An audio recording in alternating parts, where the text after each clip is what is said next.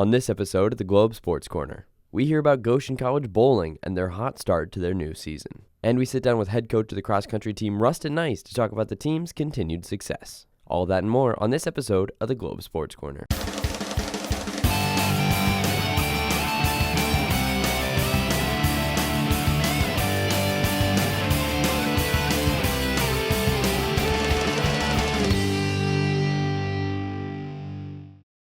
From inside the Globe studios on the campus of Goshen College, my name is Tyson Miller. Welcome to the Globe Sports Corner. We've got a great show coming up. Later on, we'll be talking to Rustin Nyce, head coach of the men's and women's cross-country teams. But first, a few pieces of news from the last week. The men and women's cross-country teams both jumped in the NAIA coaches rankings this past week. The women went from being unranked to a tie for 23rd with Oklahoma City. The men jumped from receiving votes to 25th. Both teams have off this weekend and will head to Taylor University on Friday for the Ray Bullock Invitational. Speaking of cross-country, some records were set last week in Missouri. Matthew Catani set the school record for the fastest men's time in the 8K, and Mercy Chabet set the school record for the women's 6K. That record was good enough to earn Matthew honors as the Crossroads League Men's Cross-Country Runner of the Week. Congratulations to both the runners. And the fall seasons for the men's and women's tennis teams ended on Tuesday in the quarterfinal round of the Crossroads League tournament. The men lost to Bethel 5-2 and the women to Grace 7-0. Overall, this wraps up a great season from both teams. The men finished 5-4 and the women finished 3-6. The men started 4-0 actually in league play for the first time since 2015, and the women started 3-1 in league play for the first time since 2004. With that, we're going to step aside and take a short break. When we come back, we're going to look at the start of the season for the bowling teams. You're watching the Globe Sports Corner. Do you dream of a place to belong, to begin your journey, and to believe in something bigger than yourself? A place where you aren't lost in the crowd, but are part of the team. Communication professionals are in high demand, and Goshen College will give you the tools and hands-on experience to transform your passions into a rewarding career. Begin your career in journalism and be an agent of change at the best college newspaper in the state of Indiana, The Record. Begin a filmmaking career with 5 Core Media and work on Emmy-winning productions that propel graduates to Hollywood and beyond. And take our Semester in LA program to get a jump start in the industry. Begin your career as a public relations major, one of the fastest growing professions in the country. Begin a rewarding broadcasting career on the air at 91.1 The Globe, the best college radio station in the nation. Be a DJ, host TV shows, and broadcast live sports. Believe in yourself and make it possible at Goshen College. Welcome back to the Globe Sports Corner. 18 months after being announced as the 15th and 16th teams at Goshen College, the men and women's bowling teams headed to Concordia University for the Dirty Bird Classic. Joey Paternostro has the story. Men's and women's teams open their season at the Dirty Bird Classic Saturday, September 8th, hosted by Concordia University. Both the men's and women's teams expected a lot from themselves, but no one was more ready to go than Rebecca Music. So I went into the tournament wanting to be on all-tournament team, but I also went in just with the mindset to make good shots. Music reached her goal of being on the all-tournament team as well as being the best female bowler in the tourney. She took first place in the women's competition with a total of 599 pins and helped lead the team to a 4th place finish out of the 14 teams that were there. Head coach Scott Curtis reflects on why Music is starting off on the right foot. And she ended up being one of the Dream Team kids, which in Michigan is the top 8 best male and female athletes in the state as seniors. Coach Curtis has full faith in his teams as their season is off to a great start, with the women finishing 4th out of 14 and the men finishing 12th out of 15 in their opening tourney. Coach Curtis has high expectations for the season. When we start our conference play in December, and we walk in there, we will be so prepped and ready to just take it to them. Don't be surprised if we walk out of there with some hardware. Both the men's and women's teams will travel to Milwaukee, Wisconsin for the Midwest Collegiate Championship beginning Saturday, October 5th and ending Sunday, October 6th. Both teams look to continue their success as they prove they are a force to be reckoned with. But as far as the Crossroads League, we are not going to be somebody that, oh yeah, they're the new kid on the block. Think that way, because then we'll just run you over. For Globe Sports, I'm Joey P.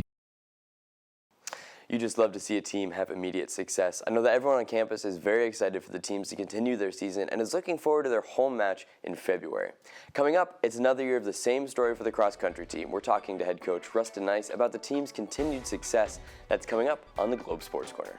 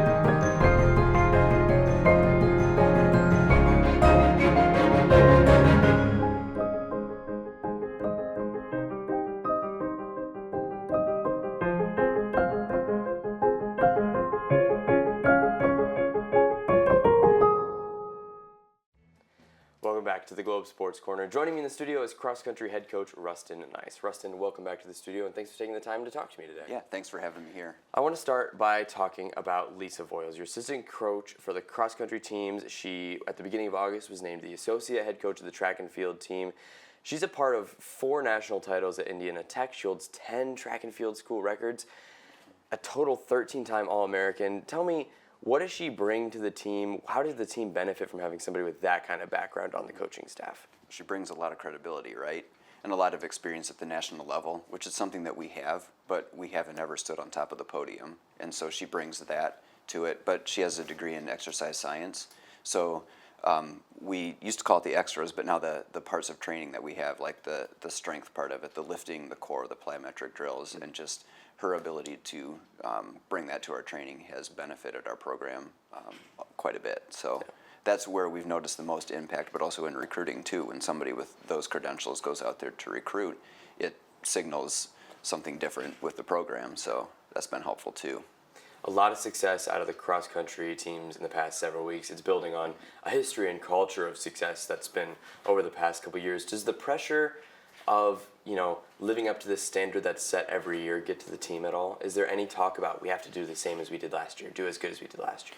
No, we don't really talk about last year and the years before. Like, we respect the history of it and our teammates that lived into that. Some are past teammates, some are still current teammates. But it's a big thing, but we break it down into a day by day. We just we do what we do on a day by day basis, and so it's just trying to get a little bit better. So it's small steps. And I don't think we think about the whole big, having to qualify for nationals or having to perform at a high level. It's just what are we doing today to get better for tomorrow that gets better for the next day, and it just keeps building, and then by the end of the year we're where we need to be. Yeah. Having those runners like Tani and Chibet lead the way with these individual performances. They're breaking school records, they're qualifying for all these different things. How does those individual successes benefit the team? That's what you all see, but what we see at practice is everybody that pushes them to get to that level. Without the teammates, the whole team, they don't get to that level. So that's an easy thing to point at, to say hey, they're really successful, but they benefit from having everybody on the team. And they're great examples of what we can do, but a lot of the people that help them get to that level don't get the credit. And so it's this whole team effort. It starts and ends with everybody. And those two, like Chibet and Matthew, get to be up front, and it's notable. They break records. They're All-Americans. That's important, but it's important too, how we conduct ourselves at practice every day. So we don't. What I tell them is Chibet and Matthew can break away from the pack, and they can qualify for nationals without the team, but they need the team there with them. And so it's everybody that pushes up that helps them achieve as much success as they do.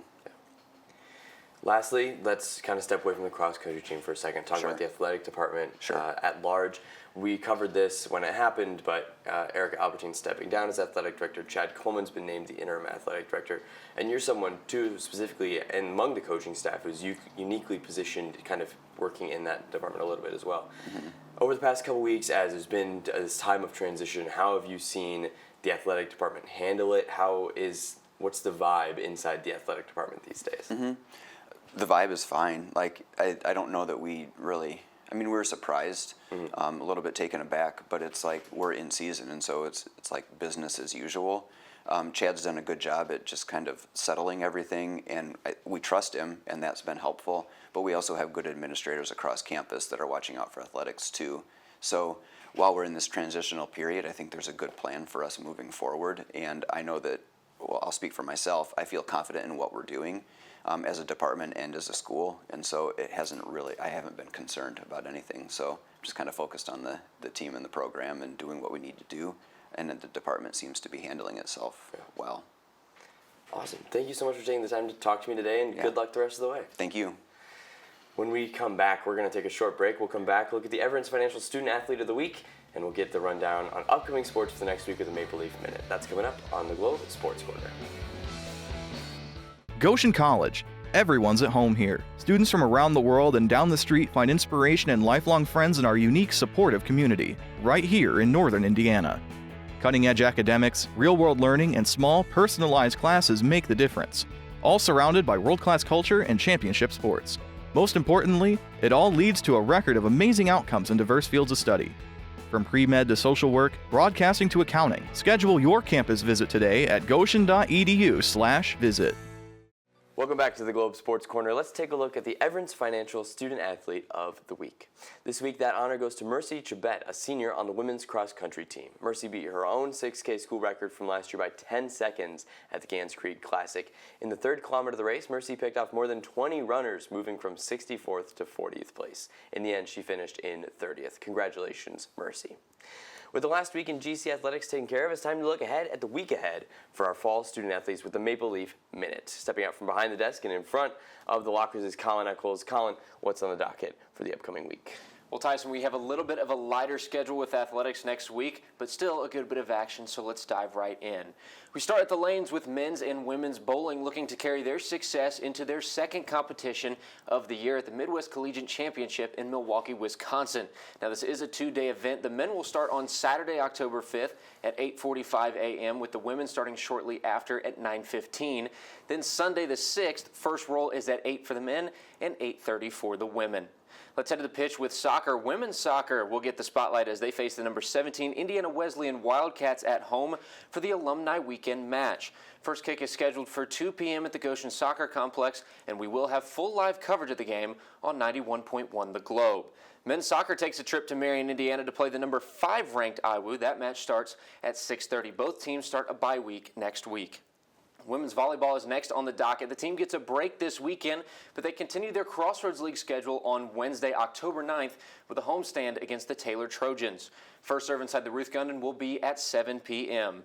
Then a week from today, men's and women's cross country look to continue their successful start to the season as they head to the Ray Bullock Invitational hosted by Taylor University. The starter pistol fires for the women's 6K race at 4 p.m. with the men to follow at 5. Best of luck to all of our GC athletes in action over the next week. As always, full schedules, scores, locations, and updates can be found on GoLeafs.net. Until next time, my name is Colin. Let's kick it back to Tyson at the desk. Go Leafs. Thanks, Colin. A little bit of a lighter week, but still plenty of Maple Leaf action coming up. That's going to conclude this episode of the Globe Sports Corner. Don't forget to check out the Globe on all our social media platforms. That's Facebook, Instagram, and X, all at 911 The Globe. You can also find us on the internet at globeradio.org and on the App Store for iOS and Android with the Globe Radio app, so you don't miss any Globe content while you're on the go. Check back in 2 weeks for another episode of the Globe Sports Corner. Until then, for the entire Globe staff, for Colin Eccles, my name is Tyson Miller. Thanks so much for watching.